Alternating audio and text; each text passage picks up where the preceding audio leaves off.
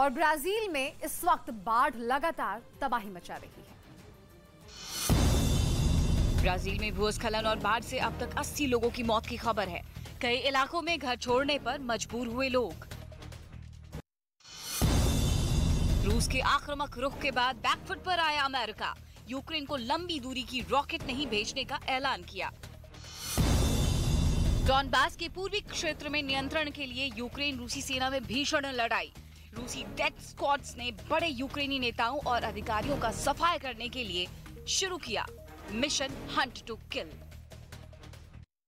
एक बहुत बड़ी खबर सामने आई। रूस के पड़ोसी देश लातविया से चलने वाली रूसी भाषा की एक न्यूज वेबसाइट ने अपनी एक रिपोर्ट में बेहद सनसनीखेज दावा किया, वो भी रूस की सरकार से जुड़े सूत्रों के हवाले से। दावा यह कि भले ही जंग डॉनबास में चल रही है, लेकिन पुतिन की नजर यूक्रेन की राजधानी कीव पर अटकी है। उस कीव पर जहां से 2 महीने पहले रूस की सेना को बैरंग लौटना पड़ा था। लेकिन दावा है इसके बावजूद पुतिन की हिट लिस्ट से कीव बाहर नहीं हुआ है और पुतिन डॉनबास की जंग जीतने के बाद कीव पर फिर हमला बोलने की तैयारी में है, वो भी पिछली बार से ज्यादा तैयारी के साथ, ताकि आखिरकार पुतिन अपने उस अहम मकसद को पूरा कर सकें जिसका ऐलान करके ही उन्होंने 24 फरवरी को यूक्रेन पर जंग छेड़ी थी। वो मकसद था यूक्रेन से वोलोदिमीर ज़ेलेंस्की की सरकार को उखाड़ फेंकना। रूसी भाषा के न्यूज आउटलेट मीदुजा का दावा है कि डॉनबास में जीत मिलती देख पुतिन का जोश हाई है और उन्हें एक बार फिर कीव पर अपने राज की उम्मीद दिखने लगी है। इसलिए बस एक बार डॉनबास में लड़ाई खत्म हो जाए, फिर रूस की सेना दोबारा कीव पर हमला बोलेगी। हालांकि ये जो दावा अब हुआ है उसकी आशंका अमेरिका और पश्चिमी देशों के सीनियर अधिकारियों ने पिछले महीने तभी जता दी थी जब रूस ने डॉनबास में युद्ध शुरू भी नहीं किया था।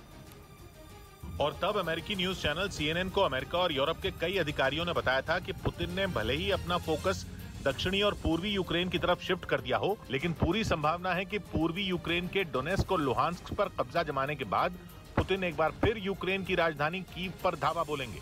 मतलब कहा जाए तो मार्च में कीव से निकलना पुतिन की एक शातिर चाल ही थी कि पहले डॉनबास को अपनी मुट्ठी में करो और फिर वहां की जीत के जोश से भरे सैनिकों की बदौलत कीव पर दोबारा टूट पड़ो। वैसे ये तो साफ ही है कि पुतिन ने महज डॉनबास के लिए ही यूक्रेन पर धावा नहीं बोला है। उनका असल मकसद पूरे के पूरे यूक्रेन पर कब्जा करना है। ऐसे में रक्षा विशेषज्ञों का मानना है कि डॉनबास की जंग का नतीजा यूक्रेन की किस्मत तय करेगा। मीदुजा न्यूज आउटलेट ने तो सूत्रों के हवाले से ये दावा भी किया कि रूस के अधिकारियों का मानना है कि इस साल के आखिर तक रूस यूक्रेन की जंग जीत लेगा। किसान नेता राकेश टिकैत पर स्याही फेंकी गई।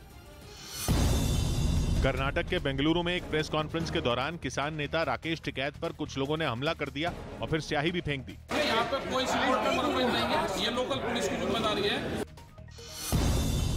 उत्तराखंड की चंपावत सीट पर होने वाले उपचुनाव से एक दिन पहले सीएम धामी बाइक चलाकर लोगों के बीच पहुंचे और उनसे मुलाकात की। अंतर्राष्ट्रीय योग दिवस से पहले पुंछ में सेना के जवानों ने LOC के पास योग कार्यक्रम में हिस्सा लिया। रूस यूक्रेन वॉर से जुड़ी हुई एक और बड़ी खबर, जहां पर मेरिटोपोल के मेयर ने बड़ा दावा किया है। उनका कहना है कि रूसी सेना शहर में नागरिकों को बंधक बना रही है, खुद को गोलीबारी से बचाने के लिए मानव शील्ड का इस्तेमाल कर रही है। मेरिटोपोल के मेयर ने रूस सेना पर लोगों को शहर छोड़ने से रोकने का भी इल्जाम लगाया। इस बीच खबर है कि रूस और यूक्रेन की ये जंग ब्रिटेन में लोगों पर मुसीबत ढा सकती है, क्योंकि वहां की सरकार के लिए तैयार की गई एक रिपोर्ट में दावा किया गया है कि अगर रूस ने गैस सप्लाई रोकी तो ब्रिटेन में कड़ाके की ठंड में 60 लाख परिवारों को बिना बिजली के रहना होगा। मतलब युद्ध है रूस और यूक्रेन के बीच, लेकिन उसमें पिसेंगे ब्रिटेन के लोग। दावा किया गया कि अगर रूस ने यूरोपियन यूनियन को गैस सप्लाई रोक दी तो ब्रिटेन को बिजली की राशनिंग शुरू करनी पड़ेगी। मतलब होगा कि सर्दियों में 60 लाख घरों को पावर कट झेलने पड़ेंगे, वो भी 1 महीने से ज्यादा वक्त तक। इसी वजह से ब्रिटेन में खलबली मची है। वहां सर्दी नवंबर-दिसंबर से शुरू होती है और सरकार अभी से प्लान बनाने में जुटी है कि रूस के गैस सप्लाई रोकने पर किस तरह गुजारा किया जाएगा। कार्ति चिदंबरम की जमानत पर फैसला 3 जून को आएगा। दिल्ली की राउज एवेन्यू कोर्ट ने वीजा रिश्वत केस के आरोपों में घिरे कार्ति चिदंबरम के खिलाफ शुक्रवार तक फैसला सुरक्षित रख लिया।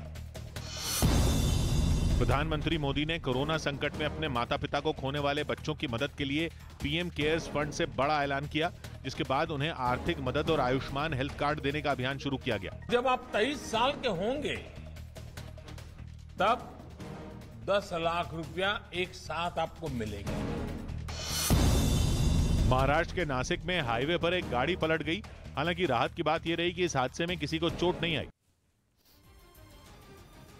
एक और बड़ी खबर, ज़ापोरिज़िया में यूक्रेन ने रूसी सैन्य काफिले पर जोरदार हमला बोला है। इस हमले में रूस के 2 सैन्य गाड़ियां तबाह हो गई। रूस की दोनों गाड़ियां छिपी हुई थी, लेकिन यूक्रेन के सैन्य बलों ने उन्हें ढूंढ निकाला और दूर से किए गए हमले में दोनों गाड़ियां पूरी तरह ध्वस्त हो गईं।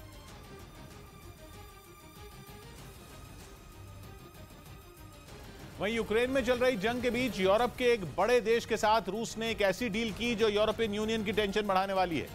जंग शुरू होने से पहले ही कहा जा रहा था कि पुतिन तेल और गैस को यूरोप के खिलाफ एक बड़े हथियार की तरह इस्तेमाल कर सकते हैं, और अब कुछ ऐसा ही होता हुआ साफ दिखने भी लगा है। रूस ने नेचुरल गैस की सप्लाई से जुड़ी एक ऐसी डील की जो यूरोपियन यूनियन को परेशान करने वाली है। रूस की तरफ से इस डील का ऐलान ही पूरे यूरोप को झकझोर देने वाला है। डील हुई है सर्बिया से। सर्बिया के साथ रूस ने नेचुरल गैस की सप्लाई से जुड़ी डील का ऐलान कर दिया। सर्बिया यूरोपियन यूनियन का सदस्य तो नहीं है, लेकिन यूरोप का एक बड़ा मुल्क जरूर है। जिस डील पर रूस और सर्बिया में सहमति बनी है वो डील पूरे 3 साल के लिए हुई है। ये डील इसलिए अहम है क्योंकि पूरा यूरोप फिलहाल रूस को यूक्रेन पर हमले की सजा देने पर तुला है। रूस के तेल और गैस से यूरोप के सभी देश फासला बना रहे हैं। डील के बाद सर्बिया के राष्ट्रपति ने यह भी कहा कि वो यूक्रेन की जंग का अंत तो चाहते हैं, लेकिन रूस पर प्रतिबंधों को भी जायज नहीं मानते। हालांकि यूरोपियन यूनियन के लिए यह बहुत बड़ा झटका होने की कई वजह हैं।